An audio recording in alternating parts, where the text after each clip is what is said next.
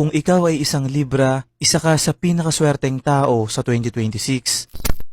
Mga kaibigan, kung kayo ay pinanganak mula September 23 hanggang October 22, ikaw ay isang Libra at isa ka sa mga pinakaswerteng zodiac sign para sa taong 2026. Ayon sa astrology, isa ang Libra sa mga talagang mamamayagpag sa paparating na bagong taon mula sa iba't ibang aspeto ng kanilang buhay. Asahan daw ang pagpasok ng samut-saring opportunity sa iyong negosyo, trabaho o eskwela na siyang magbibigay sa iyo ng magandang daloy ng pera sa buong taon. Para sa mga Libra na single, may malaking tsansa daw na sa taong 2026 ay matagpuan o makilala nyo na ang inyong soulmate na siyang makakasama nyo panghabang buhay. Para naman sa mga Libra na meron ng partner, ay may malaking tsansang sa taong 2026 ay magkaroon kayo ng engagement, kasal o pagkakataon upang manirahan sa iisang bahay. Asahan rin daw na sa paparating na taon ay magkakaroon kayo ng investment sa isang bagay. Maaaring makabili kayo ng property, makapagsimula ng negosyo o di kaya naman ay promotion sa trabaho.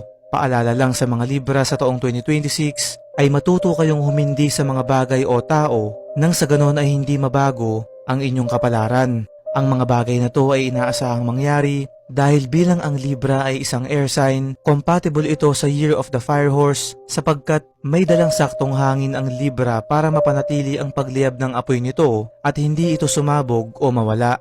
Kaya naman para sa mga Libra dyan, sabay-sabay nyo itong i-manifest sa comment section para sa napakagandang bagong taon.